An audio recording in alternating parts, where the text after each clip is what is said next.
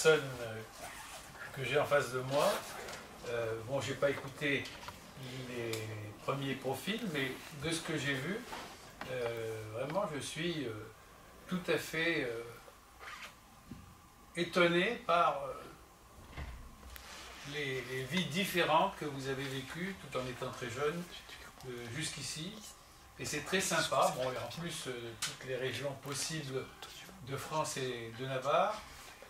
Vraiment, bravo Alexandre d'avoir réuni une telle variété de personnes jeunes, fraîches et sympathiques. Et justement, en voilà une, disons, qui vient d'arriver. Voilà, Lison, tu peux... moins maintenant. Tu peux t'asseoir, Lison. Alors, le groupe Madilla, il est là-bas, voilà, c'est ça. Peut-être à ce moment-là, peut-être tous les deux, comme vous êtes de Djerba, les garçons, vous êtes de Djerba, peut-être que vous allez pouvoir vous mettre, parce qu'on attend une autre personne ouais. Vous laissez un petit peu de place, ouais, prendre une chaise qui est là, effectivement. Vous allez vraiment découvrir un pays, je dirais, de cocagne. La Tunisie est un pays absolument formidable. Formidable. Bon, évidemment, vous allez tomber à un moment un petit peu perturbé, puisque c'est une période électorale. Une période électorale, puisque, comme vous l'avez appris certainement, le président de la Tunisie, qui était très âgé, est décédé. Il y a donc des élections présidentielles. Et comme ça arrive d'ailleurs en ce moment un peu partout dans le monde, là où on attendait 4 ou 5 candidats, il s'en est présenté une quarantaine. Et après élimination de quelques-uns d'entre eux, il en reste quand même beaucoup. Donc ça va être la foire d'empoigne pour savoir qui sera le prochain président de la République. Quand il y a trop de candidats, c'est compliqué, hein, parce que si chacun, au premier tour, n'obtient que 10% des voix, ça ne va pas être très concluant.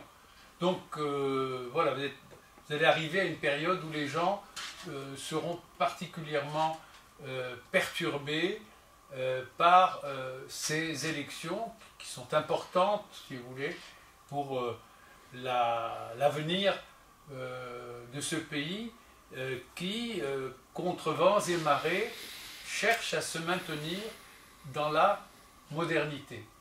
Alors vous savez, aujourd'hui, pour toutes sortes de raisons qu'on ne développera pas ici, la Tunisie est essentiellement un pays musulman. Ça ne l'a pas toujours été. Ça a été un pays d'une variété extraordinaire, mais cette variété a laissé des traces. Et c'est ça qui est intéressant, c'est de voir comment la présence, à travers les siècles, de toutes sortes de populations, a laissé des traces et qui sont encore aujourd'hui tangibles dans ce pays et qui jouent sur sa façon d'être. Entre parenthèses, j'ai été vraiment surpris par le nombre de personnes qui ont dit j'aimerais apprendre la langue arabe, c'est tout en votre honneur. Ce n'est pas une langue facile, ça ne l'est pas du tout une langue facile, parce qu'elle ne répond pas aux mêmes critères que les langues européennes. C'est pas, indépendamment du fait que les caractères sont différents, la grammaire est différente, la structure est différente, et c'est tout à fait louable de vouloir apprendre cette langue. Alors, vous savez, nous, quand on parle de notre pays, la France, on dit nos ancêtres les Gaulois. Et c'est pareil en Tunisie. Aujourd'hui, en Tunisie, la population est essentiellement arabo-musulmane, mais ça n'a pas toujours été le cas. Dans le temps, la Tunisie, c'était des Berbères, la Tunisie, c'était des Grecs, la Tunisie, c'était des Vandales, des Romains, des Byzantins. Donc il y a eu toutes sortes de populations qui ont habité ce pays, et ça laisse des traces. Vous aurez l'occasion que vous soyez dans telle ou telle ville, car je suppose que même ceux qui seront à Djerba auront l'occasion de bouger et d'aller dans la capitale. Je ne sais pas comment est prévu votre voyage, mais en principe, vous aurez l'opportunité d'aller aussi un petit peu ailleurs. Et il y a notamment énormément, par exemple dans la ville qui n'est pas loin de la capitale, qui s'appelle Carthage. Regardez rien que le mot. de Carthage, ça fait penser à l'Antiquité, à la reine Didon, et il y a à Carthage des ruines qui datent, je ne dirais pas de Mathusalem, mais des ruines qui témoignent d'un passé gallo-romain. Il y a des amphithéâtres, il y a toutes sortes de ruines qui témoignent, enfin de ruines qui sont en bon état, hein, qui témoignent d'un passé qui n'a rien à voir avec le monde arabo-musulman. Et il est important, vous voyez, on a appris par exemple il y a quelques années que les talibans avaient cassé dans leur pays toutes sortes de vestiges du monde ancien. C'est de la folie. C'est de la folie. En Tunisie, fort heureusement, le gouvernement, au contraire, fait tout pour conserver ces vestiges d'un passé qui n'est pas le passé actuel. Vous voyez, les gens qui ont cassé toutes les statues en Afghanistan ou ailleurs, ce sont des gens qui voulaient absolument qu'on oublie le passé. Mais tous les pays, quels qu'ils soient, ont un passé, et un passé qui souvent n'est pas le même que ceux qui se passent au jour d'aujourd'hui. Donc la Tunisie aujourd'hui est un pays essentiellement arabo-musulman, mais il a connu des périodes très différentes. Et dans un passé qui n'est pas si lointain que ça, la Tunisie, vous savez, avant d'être le pays indépendant, tout à l'heure Alexandre parlait du statut de la femme, je peux vous dire que la Tunisie a été un pays, du temps de Habib Bourguiba, un pays vraiment à l'avance pour ce qui concerne les droits des femmes. Il s'y est passé des choses extraordinaires. Et un jour, Bourguiba a convoqué des femmes qui à l'époque portaient le voile en Tunisie, et dans une scène qui est restée mémorable, qui a été filmée par les télévisions du monde entier, il a enlevé le voile de ces femmes en leur disant voilà, ça suffit d'avoir ce genre de choses. Donc là, on a parlé tout à l'heure de sévices infligés aux femmes, je veux bien, parce qu'il y en a dans le monde entier, et on parle beaucoup de ça en ce moment, mais pas spécialement en Tunisie. En Tunisie, la femme a obtenu des droits du temps de Habib Bourguiba, beaucoup de droits qui n'avaient pas encore été donnés dans d'autres pays à travers le monde, et même en France. Bourguiba a eu le courage de dire et de montrer l'exemple par rapport à la fête aux jeûnes du Ramadan, de dire aux gens qui continuaient de travailler, parce qu'il y avait des gens qui étaient ouvriers, notamment dans le bâtiment, je vous demande de ne pas faire le Ramadan si vous travaillez. Il faut manger, sinon vous allez vous casser la figure, tomber des échafaudages, etc. Donc, c'est quand même un pays, certes arabo-musulman, mais qui a eu énormément de courage, en tous les cas du temps de Bourguiba. Alors ce qui est étonnant, c'est qu'avant la venue de Bourguiba et la prise de pouvoir par Bourguiba et l'indépendance de la Tunisie a longtemps été sous la coupe de rois.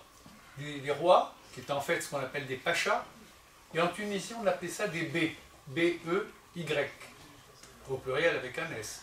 Ce qui est marrant, c'est qu'en Algérie, le même genre de personnage s'appelait des D, D-E-Y. Alors pourquoi les D et les B, allez savoir. En tous les cas, en Tunisie, c'était des B.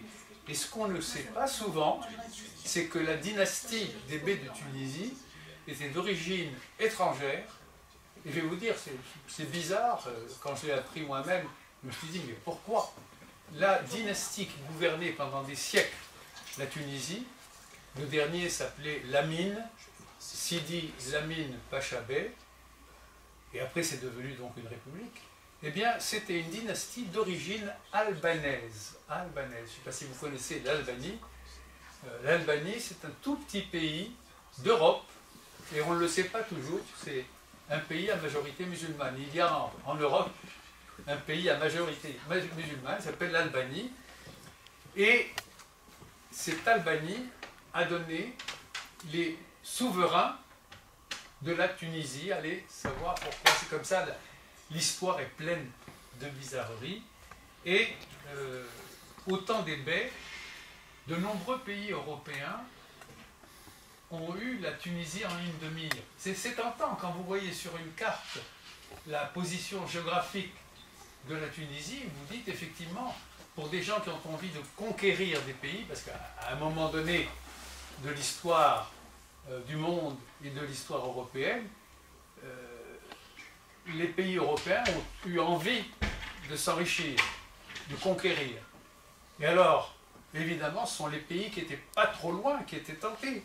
Mais ce qui est incroyable, c'était une véritable guerre. Les Italiens avaient très envie de prendre la Tunisie. Alors qu'est-ce qu'ils ont fait? Eh bien, ils ont envoyé des populations, notamment venues de Sicile. Et ils sont venus. Alors les Français,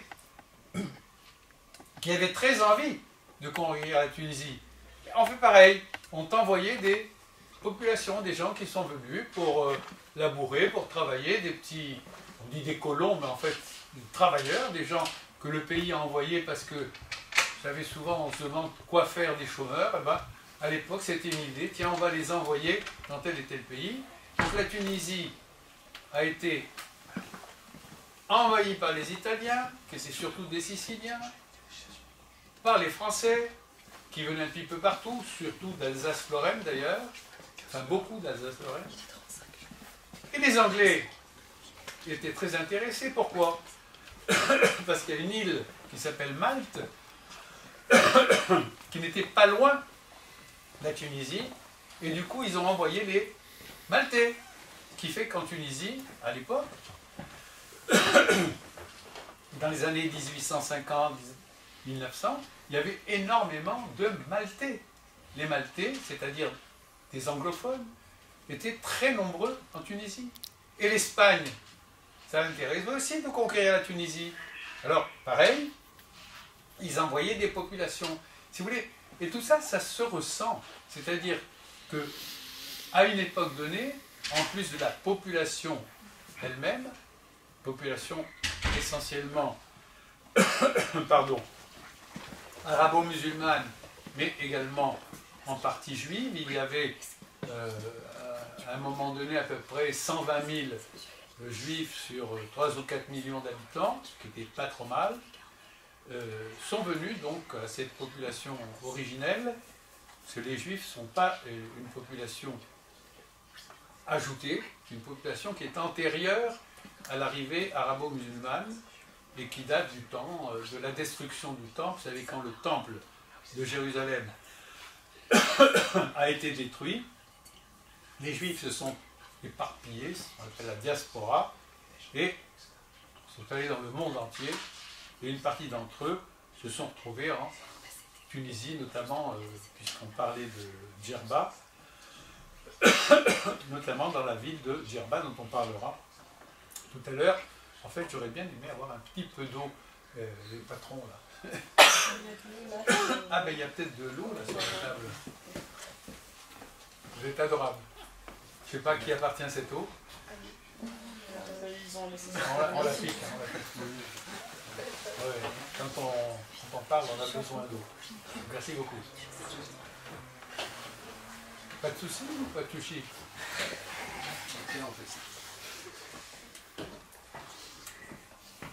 Et donc, même si donc l'histoire récente a fait que toutes ces populations disparates ont petit à petit disparu, ça reste en Tunisie, ça a laissé des traces, et pour ceux qui vont habiter Tunis, il y a au moins 2 endroits que je vous suggère d'aller visiter. C'est la grande cathédrale. Alors c'est extraordinaire de penser qu'à Tunis, l'un des monuments les plus beaux et les plus visités, c'est la grande cathédrale. C'est incroyable. La grande cathédrale de Tunis est magnifique, vraiment magnifique. C'est un des monuments au niveau architecture les plus somptueux. Et même s'il n'y a pratiquement plus de chrétiens en Tunisie, il y a des choses qui continuent. Par exemple, le 15 août, il y a toujours une procession dans la ville de La Goulette une procession dite de la Madone, où on promène une statue de la Vierge, même si les chrétiens sont ultra minoritaires, c'est une visite, une manifestation qui continue de nos jours. Donc je vous suggère vraiment vivement, ceux qui seront à Tunis ou même ceux qui n'y seront pas, c'est assez amusant d'ailleurs, cette cathédrale fait face à l'ancienne résidence générale, car vous savez, la Tunisie, quand la France l'a entre guillemets conquise, n'a pas été une colonie, contrairement par exemple à l'Algérie ou à certains pays d'Afrique noire. Ça a été ce qu'on appelle un protectorat, c'est-à-dire que même si la France est venue en Tunisie, le bey, le roi de Tunisie, a continué d'être le roi. Mais il y avait un protectorat de la France et le représentant de la France s'appelait le résident général. Et il avait sa villa, si je puis dire, sa résidence, juste en face de la grande cathédrale. Et cette résidence aujourd'hui est devenue la maison de notre ambassadeur. Alors, je ne sais pas si vous savez qui est l'ambassadeur de France en Tunisie aujourd'hui. C'est assez amusant. C'est le frère d'un journaliste très connu qui s'appelle Patrick Poivre d'Arvor. Vous connaissez PPDA? Et bien, c'est son frère, Olivier, qui est notre ambassadeur en Tunisie. Donc vous avez d'un côté l'ambassade de France. C'est une très belle avenue qui dans le temps s'appelait l'avenue Jules Ferry. Bon, vous savez, Jules Ferry, c'était le symbole même de la colonisation française. C'est celui qui a introduit la notion d'école obligatoire, etc. Et quand la Tunisie est devenue indépendante, la première chose à faire, ça a été de débaptiser cette rue, cette avenue, qui s'appelle aujourd'hui l'avenue Habib Bourguiba. Et dans cette avenue, donc, ceux qui auront la chance à Tunis d'aller là-bas, et ceux qui n'étant pas à Tunis iront visiter, ne manquez surtout pas d'aller visiter la grande cathédrale, c'est très beau. Bon, évidemment, comme dans tout pays arabo-musulman, il y a plein de mosquées, et vous aurez l'occasion d'aller en voir. Bon, c'est plus compliqué de visiter les mosquées que de visiter les cathédrales ou autres, mais on a le droit de visiter les mosquées. Il y a des petites obligations, chaussures, tout ça, etc. Mais c'est faisable.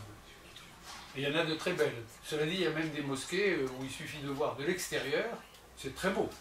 C'est très beau, avec le minaret, là où le muezzin chante pour appeler les gens à la prière.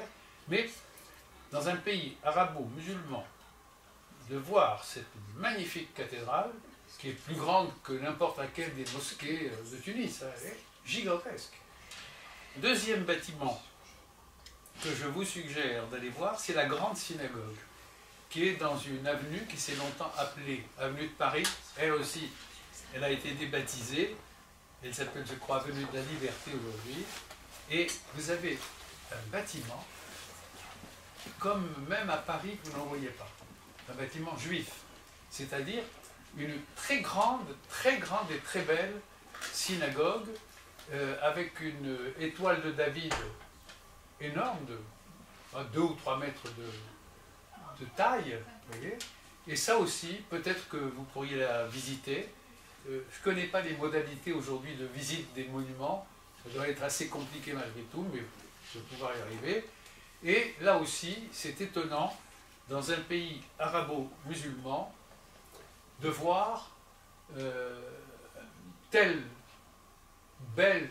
Il y a, dans toute la Tunisie, il demeure des synagogues. Il y a eu une communauté juive excessivement active, donc je vous ai dit 120 000 personnes, à peu près 1000 aujourd'hui. Mais celle-là est somptueuse, et je crois que ceux qui seront à Tunis, et même ceux qui ne seront que de passage, vous avez vraiment intérêt à aller voir de vos yeux et photographier ce beau monument. À propos de la communauté juive, je voudrais vous dire quelque chose. Aujourd'hui, il n'y a pratiquement plus de juifs à Tunis. Mais l'essentiel de la communauté juive se trouve à Djerba. Et pour ceux qui vont être accueillis à Djerba, là aussi, c'est une occasion intéressante d'aller voir, si je puis dire, les derniers juifs. Et de la même façon que je vous ai dit que pour les catholiques, ils continuaient d'avoir une procession, et bien pour les juifs, chaque année, il y a une fête à Djerba qui réunit des milliers de personnes. Alors oui, vous me dites, il n'y a que 1000 juifs, comment des milliers?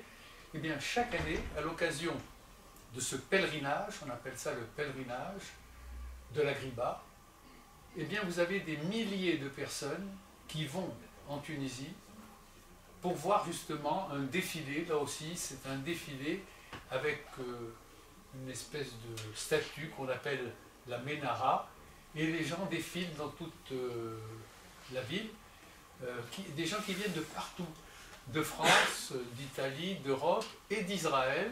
Là aussi, c'est assez surprenant de savoir qu'il y a beaucoup d'Israéliens d'origine tunisienne qui vont chaque année à Djerba pour ce pèlerinage. Et là, ceux qui seront à Djerba, je vous conseille vivement d'aller visiter la synagogue qui s'appelle la Griba, qui porte le nom d'une femme dont on dit qu'elle a miraculeusement survécu à toutes sortes de problèmes qu'elle aurait eus.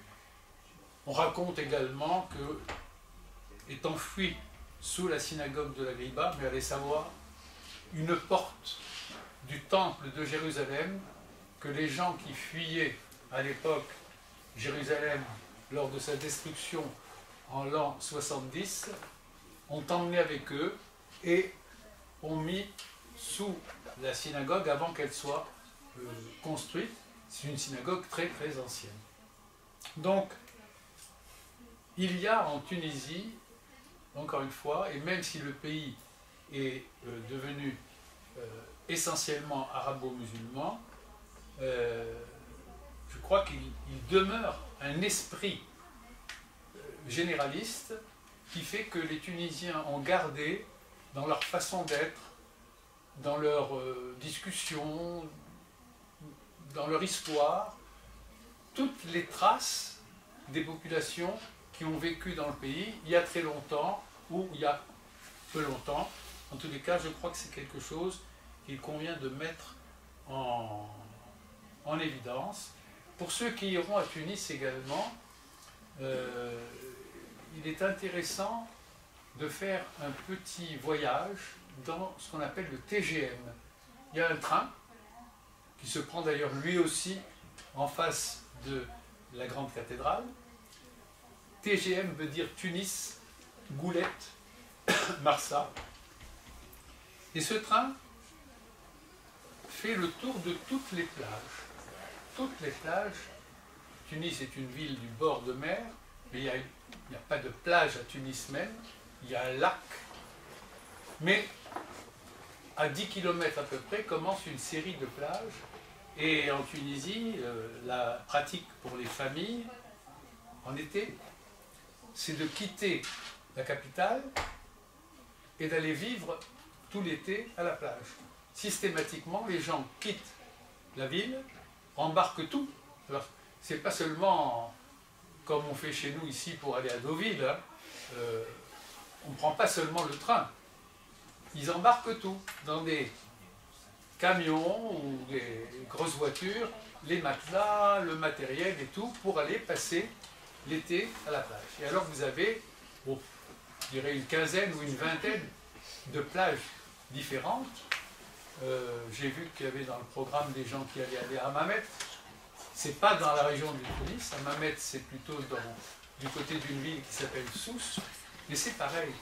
La vie des Tunisiens est bercée par cette idée de prendre des vacances à la mer, de se baigner, de pêcher, de s'allonger sur le sable, de bronzer. À ma connaissance, en Tunisie, le burkini n'a pas fait son apparition. Les gens se baignent, quelle que soit leur confession, en tenue traditionnelle. Voilà.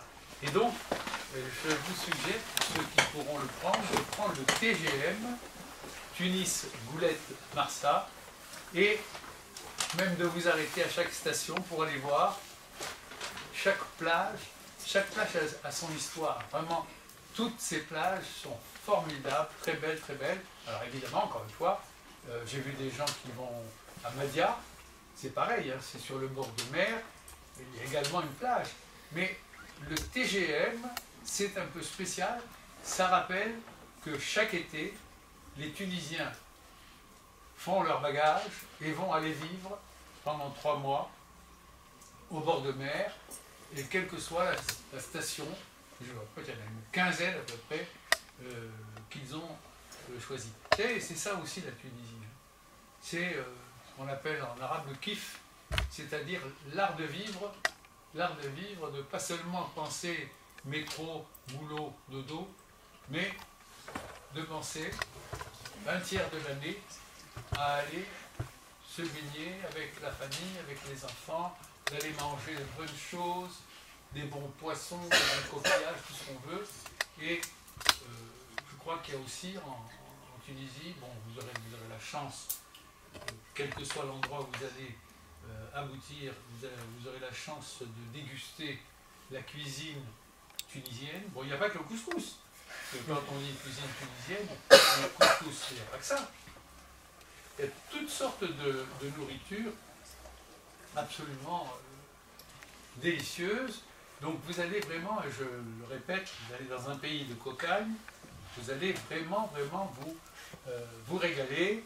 Et je vous envie, encore une fois, je le redis, c'est le pays où je suis né, où j'ai vécu, où j'ai fait mes études.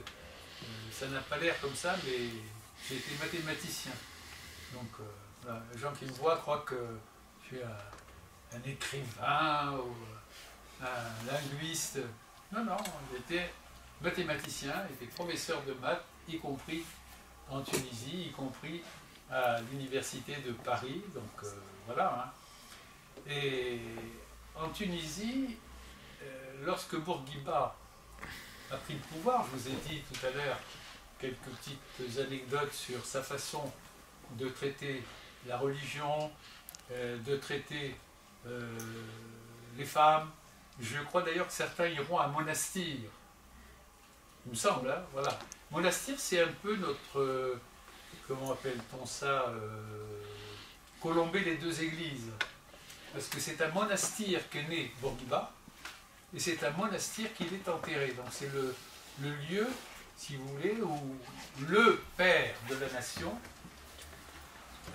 repose, et c'est en même temps une sorte de lieu de pèlerinage pour tous les Tunisiens qui veulent aller se recueillir sur la tombe de celui qui les a sauvés, en somme, qui leur a permis de retrouver leur indépendance.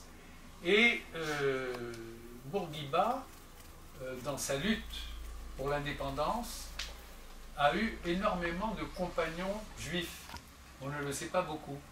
Et il leur a rendu la monnaie de la pièce en nommant, dès qu'il a été président de la République, 2 juifs, c'était très rare à l'époque, 2 juifs comme ministres, vous voyez, comme ministre du premier gouvernement tunisien. En fait, en Tunisie, il y a eu deux stades. Avant l'indépendance réelle, il y a eu une époque qui s'appelle l'autonomie interne. Et c'est dans ce gouvernement de l'autonomie interne que deux juifs ont été ministres, un certain Bessis et un certain Barouche. Et ensuite, cette idée a disparu. Et ce qui est extraordinaire, c'est que alors que la communauté juive a pratiquement disparu, 1000 personnes à peu près qui vivent pour l'essentiel à Djerba, et bien de nouveau, aujourd'hui, il y a un ministre juif dans le gouvernement, ce qui est quand même étonnant. Le président de la communauté juive s'appelle Pérez c'est son prénom, hein, Pérez Trabelsi, et son fils, qui dirigeait jusqu'ici une agence de voyage, qui organisait justement le pèlerinage à Djerba, son fils, René, a été nommé il y a quelques mois ministre du tourisme en Tunisie. Donc aujourd'hui en Tunisie, vous avez, à mon avis, vous aurez certainement l'occasion de le rencontrer, vous avez un juif qui s'appelle René Trabelsi, qui est ministre. C'est quelque chose que certains n'ont pas accepté, parce que bon, le pays, je vous l'ai dit, est devenu essentiellement musulman, mais l'un dans l'autre, la majorité des Tunisiens a accepté cette idée. Et après tout, pourquoi pas? C'est un garçon qui s'exprime parfaitement en langue arabe. C'est d'ailleurs le cas de tous les juifs de Djerba. Et donc, il avait tout à fait les qualités pour devenir ministre. Et je pense que ceux qui seront à Djerba auront l'occasion de rencontrer ce sympathique ministre, donc René Trabelsi.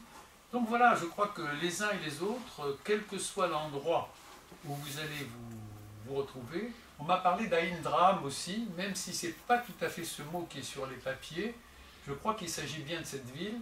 Alors Aïn Draham, c'est un peu particulier, c'est presque l'Algérie, c'est la montagne, et c'est là que, quand j'étais petit, on envoyait les enfants en colonie de vacances pour prendre du bon air, parce que si vous voulez, on considérait que dès qu'on s'approchait de la montagne, d'un endroit où il y avait un peu de neige, c'était bon, parce que en Tunisie, quand j'étais jeune, la maladie qui faisait le plus peur aux gens, c'était la tuberculose. On appelait ça en arabe mard douni, c'est-à-dire la méchante maladie, et on envoyait les enfants du côté de, justement, d'Aïn Draham, parce que c'est la forêt, c'est beaucoup de pins, vous voyez, et je ne sais pas, dans les programmes que j'ai lus, le mot est orthographié Aïn Drahim. Alors, est-ce que c'est le même endroit? Je ne sais pas, mais ceux qui iront à Aïn Draham auront la chance alors d'être dans un tout autre monde que celui que je vous ai décrit. C'est presque les Vosges, si vous voulez. C'est tout à fait autre chose. C'est pas du tout les plages, c'est la montagne, la forêt, les pins.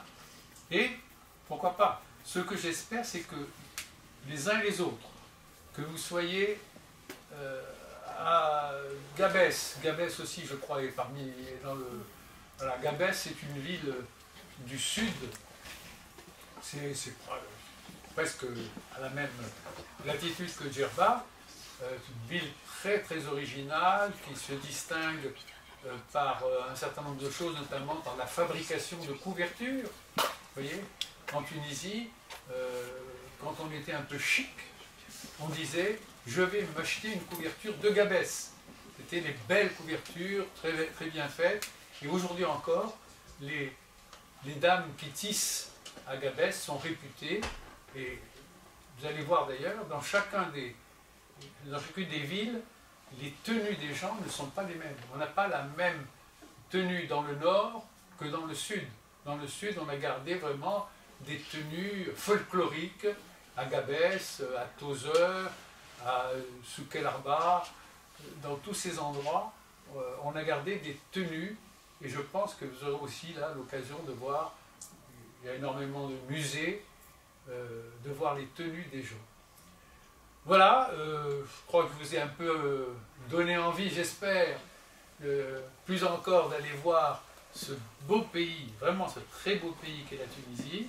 Je suis persuadé, j'en suis persuadé du fond du cœur que vous allez être accueillis à bras ouverts, parce que la Tunisie a très envie de recevoir des jeunes Français, des jeunes Européens, de maintenir le contact avec l'Occident. C'est presque une obsession, vous voyez, de garder le contact avec ce que vous représentez. Vous savez, il fut un temps où les enfants de Tunisie, quels qu'ils soient, musulmans, juifs, catholiques, adoraient réciter les fables de La Fontaine. Les fables de La Fontaine, c'était quelque chose d'extraordinaire. Et quand ils ont l'occasion, les gens et les jeunes, de voir, comme vous, des gens venant de France, je suis sûr qu'ils vont vous attraper en disant « Hey, tu peux me réciter le corbeau et le renard, s'il te plaît ?» Donc, ils adorent notre culture, ils adorent tout ce qu'on est.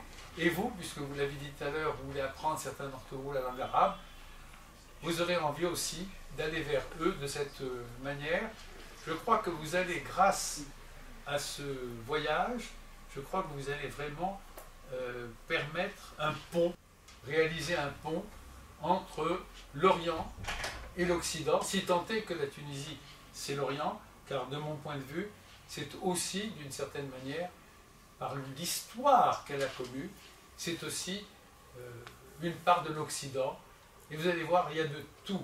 En Tunisie, il y a les traces, encore une fois, qu'ont laissé les catholiques, les juifs, les maltais, les espagnols, se retrouvent à chaque coin de rue. Et même si vous allez en terre arabe, vous verrez que vous êtes dans un territoire international. En tous les cas, bon séjour en Tunisie, et je suis sûr que vous allez vous régaler. Voilà. S'il y a des questions, je réponds volontiers.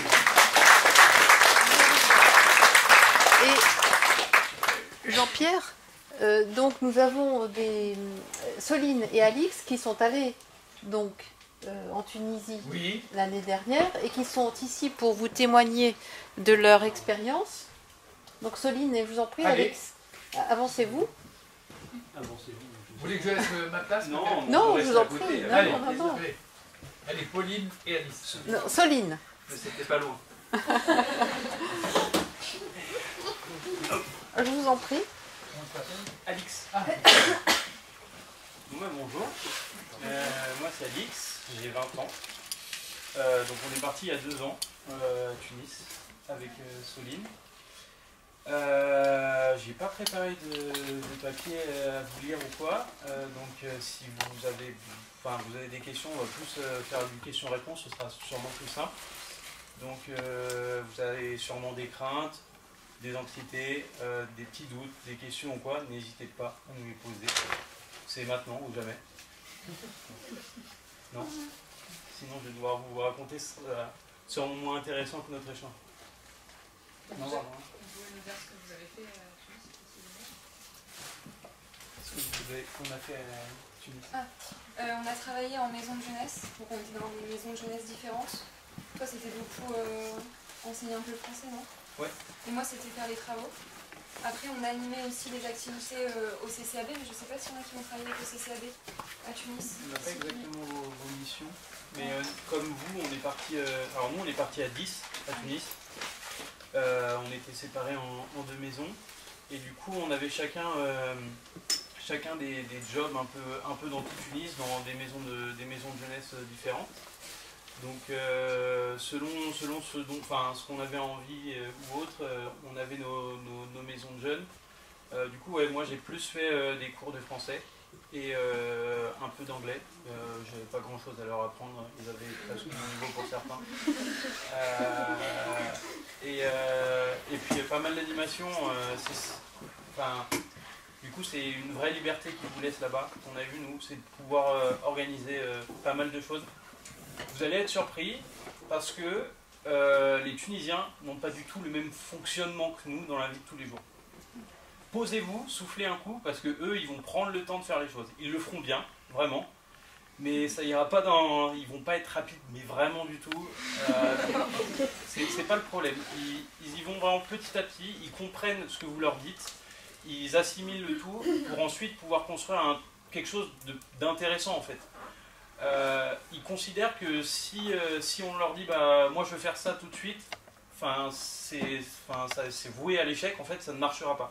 Alors que au contraire, si on y va tranquillement, ouais je vais demander au directeur, mais je vais demander à mon collègue, ouais on en discute, ça y va tranquillement, c'est rageant vraiment, il y a des fois on se dit bon ça serait bien que ça aille un peu plus vite parce que nous en tant qu'Européens, eh ben, on a l'habitude que ça aille plus vite, mais chez eux ça souffle quoi. On est tranquille au moins. Vraiment on n'est pas chargé de travail, on y va tranquillement, mais ça marche bien. Même dans le mode de vie en général, en fait, quand on a rendez-vous, par exemple, si on arrive une demi-heure en retard parce qu'il y a un problème de métro ou quoi, nous on va s'excuser parce qu'on trouve pas ça normal, mais au final c'est habituel parce qu'il y a toujours un problème de métro, un problème quelque part. Il y a des choses qui peuvent être annulées à la dernière minute, on peut être prévenu aussi à la dernière minute de quelque chose à faire, mais c'est un pli à prendre et c'est un mode de vie qui est un peu différent d'une autre, mais au final on s'y fait rapidement. J'ai entendu que là-bas en Tunisie, dans leur coutume, ils négociaient beaucoup les choses par rapport au prix, par rapport au... J'espère que tu as la chat, parce que ouais, tu vas... c'est un peu galère. Ouais, ça dépend sur quoi. Il y a des... Alors là-bas, nous, toutes nos courses, on les faisait au Monoprix. Ils ont un Monoprix. Alors c'est pas du tout le même qu'en France, mais c'est leur grande distribution. Là, tes prix sont fixes et du coup, t'as rien à faire. Mais après, si tu vas dans... Je pense surtout à tout ce qui est Hammamet, Djerba, si vous vous promenez un peu, et puis la Médina dans Tunis. Dès que c'est un peu artisanal, que vous voulez acheter un tapis, un sac à main, des babouches, là, il va falloir parler. Parce que vraiment, en gros, nous, ce qu'on nous a dit, c'est que sur le prix initial qu'ils vous donnent, vous pouvez facilement le diviser par 2. Vraiment, voire par 4 sur certains coins à pigeons. Donc faites attention, rencontrez les bonnes personnes, discutez-en avec eux. Ben, voilà, moi je voudrais aller là, j'ai trouvé un truc qui me plaît. Qu'est-ce que t'en penses? Ils me donnent ça comme prix. Vous jetez pas dessus, vraiment, parce que vous allez le regretter, parce que vous allez voir que dans les shops à côté, ils le vendent 2 fois moins cher. Donc faites attention, mais après, s'ils voient que vous jouez le jeu et que vous commencez à parler avec, ils sont trop cool en fait. Vraiment, ils sont adorables et ils vont jouer avec vous et puis c'est celui qui remportera quoi. Non, mais ce qui fonctionne bien en fait, c'est de venir avec un Tunisien, tout simplement. Rien que pour donner son avis et puis pour négocier à notre place. En vrai, c'est ce qu'on a fait aussi la plupart du temps. C'est vrai que quand ils nous voient venir, hein, clairement, on voit l'équipe de Bafou arriver, alors que du coup, nous on a eu la chance d'être, on a été accueillis par pas mal de Tunisiens, dont des deux jeunes frères qui nous ont fait tout Tunis et qui nous ont expliqué un peu comment marchait la vie là-bas. Et c'était vraiment une grande chance parce qu'ils ont pu nous pitcher sur plein de trucs et nous montrer un peu où est-ce qu'on pouvait se faire un peu arnaquer quoi. Pas de soucis. Est-ce qu'il y a des bons plans, type bus par exemple, transport en commun Transport en commun, les louages. Ah, c'est pour voyager loin dans la Tunisie, le bon plan c'était les louages. Bon après c'est pas ce qu'il y a de plus agréable comme voyage, mais c'est ce qu'il y a de moins cher largement. Et c'est en fait des taxis mais longue distance. Donc des espèces de petites, pas des camionnettes, mais il y a 9 places. Parfois il y a plus de gens que de places dedans. Mais c'est ce qu'il y a de plus avantageux pour... si vous êtes à Tunis et que vous voulez descendre dans la Tunisie, c'est ce qu'il y avait de plus avantageux financièrement. Après, ça dépend quel voyage vous voulez faire. Si c'est sur de la longue durée que vous voulez faire... nous, on a eu la chance de faire un road trip à la fin de notre service civique. On est resté un peu plus longtemps, on a pris des vacances pour faire un road trip. Où là, on a loué des voitures. Donc là, attention à choisir la bonne boîte. Mais les louages, c'est vraiment super pratique, ça coûte rien. C'est bon, le temps de 4 heures, ça bombarde. Et puis en vrai... ça marche bien, mais bon, il y a de l'ambiance, il y a toujours du monde avec nous, c'est plutôt sympa. Ensuite, le train, moi j'ai pris une fois le train, on prend très peu le train, du coup on favorise vraiment le louage parce que c'est vraiment moins cher et du coup c'est plus intéressant. Ça ou le bus aussi, ouais, le bus, mais c'était plus cher. Le bus, je recommanderais pas, en vrai. J'étais moins bien dans un bus que dans un louage, je sais pas pourquoi, mais... Le bus, vraiment, je pense qu'il y a plus... T'as moyen de rester vraiment debout pendant tes 4 heures, alors que le louage, non. Oui. Normalement, ils prennent le nombre de personnes, ils prennent un nombre de personnes fixes. Alors que sur le bus, je pense que si le bus, il y a 50 places et que tu peux être 60, ils prennent les 60. Donc non, je ne prendrai pas le bus. Si vous pouvez, prenez les louages. Et le train est vraiment clean aussi, mais plus cher. Donc ça, après, c'est à vous de voir selon ce que vous voulez faire. Et comment vous faites pour trouver des louages en fait? Il faut aller à la gare des louages, en fait c'est un endroit où ils sont tous, et où ils crient en fait la destination, et sinon tu demandes, et après c'est au premier arrivé pour s'installer dans la voiture quoi. D'accord. Ça dépend des louages, soit si tu as de la chance, il y a un guichet, c'est ouvert. Du coup, si vous êtes 5 par exemple, vous dites voilà, moi je veux 5 places et après il t'emmène vers ton... Enfin, non, tu cherches ton louage, pardon, il t'emmène. Et des fois, ça se fait un peu plus sur le côté, et tu peux l'avoir un peu moins cher, mais du coup, t'es pas... Enfin, ça se trouve, t'as pas les 5 places, ça se trouve, il manque une roue, en vrai, sur le louage, tu sais pas trop. Non mais, en vrai, vaut mieux prendre les tickets directs au guichet, c'est tranquille. Non mais, je rigole hein, un peu, mais ça m'est jamais arrivé, donc je fais le malin, mais vous allez voir, vous aussi vous allez bien rire, il y a des moments où ça va vous faire rire. Il y a quand même un mode de vie complètement différent qu'ici, quoi. Est-ce que vous savez si le stop ça fonctionne? On n'a pas essayé. Hein. Ah Après, ça dépend où. Faire du stop.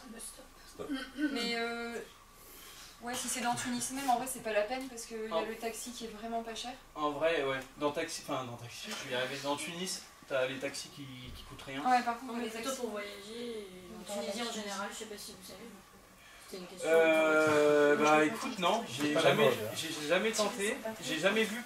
Et personne Si, n'en Moura, il faisait du stop, il disait. Après, Moura, du coup, c'était un habitant, il était là depuis longtemps. C'est pareil, ça peut se tenter, mais bon, je te promets rien là-dessus, quoi. Non, c'était au cas où, si vous saviez. Non. Et concernant la relation homme-femme?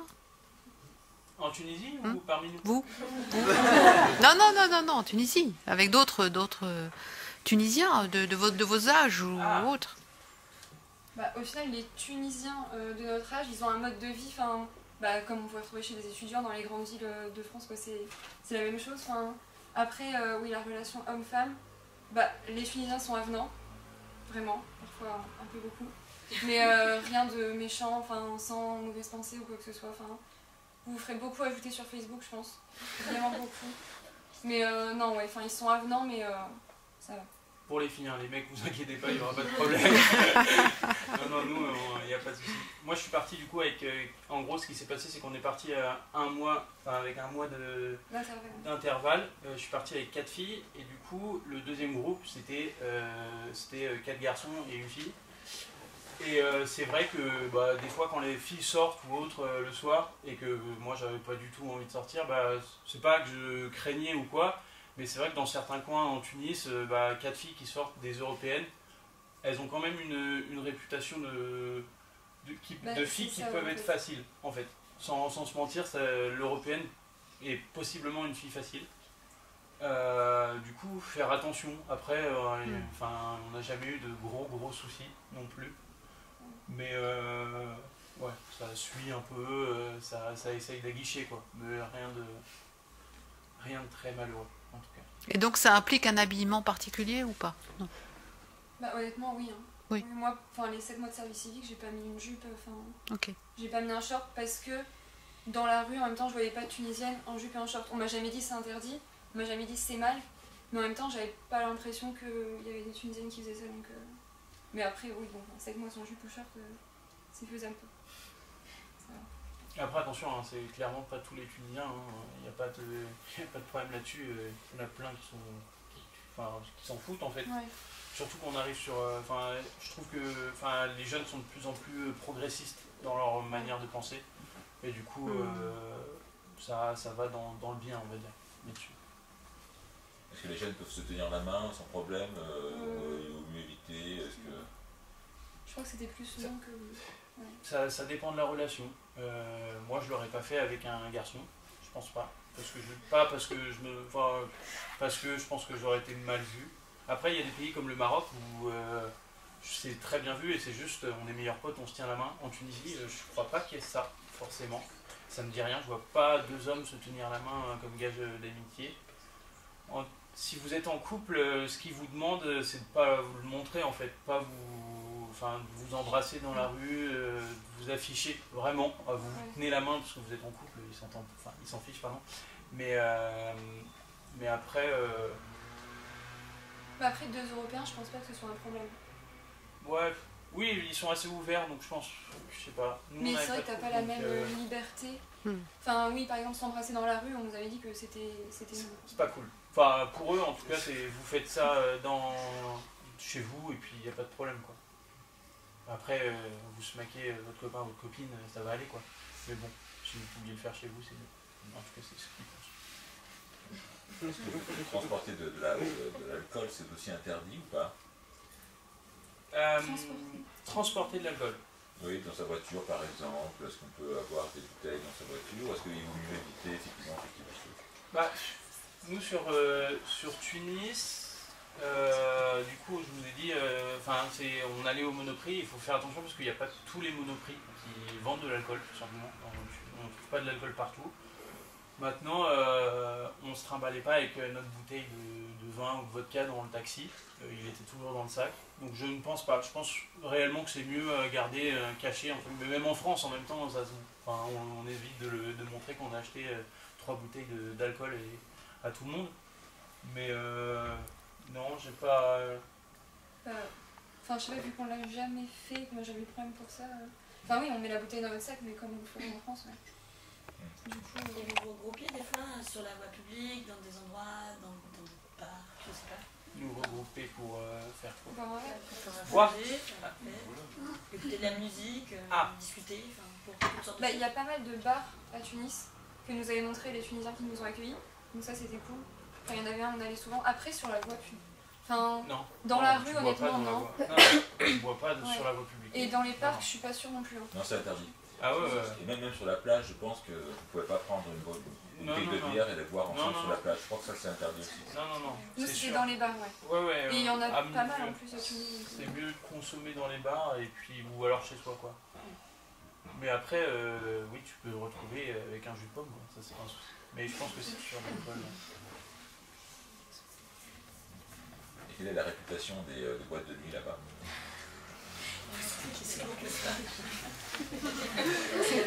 On s'enlisait sur les questions, c'est bien, on a l'alcool, l'amour, on est taquet. Les boîtes. C'est la même chose qu'en France. Une fois à l'intérieur, en vrai, c'est la même chose qu'en France.